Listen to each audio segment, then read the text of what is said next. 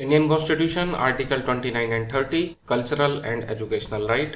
तो ये fifth fundamental right है हमारा, कल्चरल एंड एजुकेशनल राइट। इसमें दो आर्टिकल मिलेंगे 29 30। 29 क्या कहता है? Protection of interest of minorities. कैसा इंटरेस्ट? उनकी लैंग्वेज है, कल्चर है, स्क्रिप्ट है, इनको प्रोटेक्ट। तो इसके लिए आर्टिकल 30, दोनों लिंक हैं, आसानी से याद हो जाएंगे। एक्चुअल में इसके दो सब क्लोज हैं 29(1) एंड 29(2) एंड इसके तीन सब क्लोज हैं 31, 32 एंड 33। तो पीसीएस वगैरह तो इतना नहीं पूछता, लेकिन आईएएस ये अंदर से भी पूछ लेता। तो 29(1) क्या कहता है?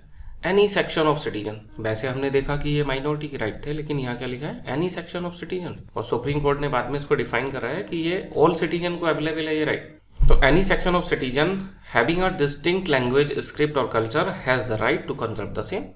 29(2) क्या बोलता है? No citizen shall be denied admission into any educational institute managed और एडेड बाय स्टेट। ऐसा कोई भी एजुकेशनल इंस्टीट्यूशन जो कि maintain and aided by the state. Okay, किस ग्राउंड पे नहीं रोका जा सकता? Of religion, race, caste, language. कि दूसरी रेस का है, दूसरी कास्ट का है, दूसरी लैंग्वेज का है, दूसरे रिलीजन का, इस ग्राउंड पे आप नहीं रोक सकते। तो आप बनारस हिंदू यूनिवर्सिटी में ये नहीं बोल सकते कि हम इसमें खाली हिंदू को पढ़ाएंगे, मुस्लिम नहीं पढ़ेगा, या किसी और धर्म जाति का व्यक्ति नहीं पढ़ेगा। अब आर्टिकल 30 क्या बोलता है? इसमें तीन है, इसको देखते हैं एक करके। देखो, तो पहला ऑल माइनॉरिटीज, ध्यान रखना। देखो यहाँ ऑल सिटीजन नहीं है। अब यहाँ से एक क्वेश्चन और बन गया कि इंडियन कॉन्स्टिट्यूशन कितने तरह की माइनॉरिटीज को मान्यता देता है? Religious and linguistic. तो ये क्या बोलता है कि इनको अपनी मनमर्जी के एजुकेशनल इंस्टीट्यूट स्टेब्लिश करने और एडमिनिस्टर करने का राइट है।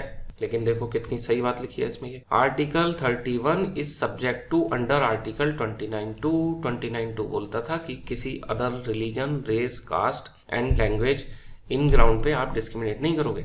तो कह रहे हैं यहाँ जो आप खोलोगे ऐसे माइनॉरिटी इंस्टीट्यूट, जैसे वहां पे हमने बीएचयू का एग्जांपल दिया था, यहाँ किसका दे रहे हैं? आपने माइनॉरिटीज के ग्राउंड पे एएमयू खोला, अलीगढ़ मुस्लिम यूनिवर्सिटी। तो आप ये नहीं कह सकते केवल मुस्लिम को पढ़ाएंगे, आर्टिकल 29(2) का वायलेशन हो जाएगा। इसलिए आर्टिकल 31 29(2) के अंदर आता है। तो आप ध्यान रखना, माइनॉरिटी इंस्टीट्यूट ऐसे इंस्टीट्यूट हैं जिन्हें अभी भी राइट टू प्रॉपर्टी मिला हुआ है। आर्टिकल 32 जोड़ा गया है और वो कहता है कि अगर आप माइनॉरिटी कोई प्रॉपर्टी है उसका एक्विजिशन करते हो तो कंपनसेशन कंपलसरी है।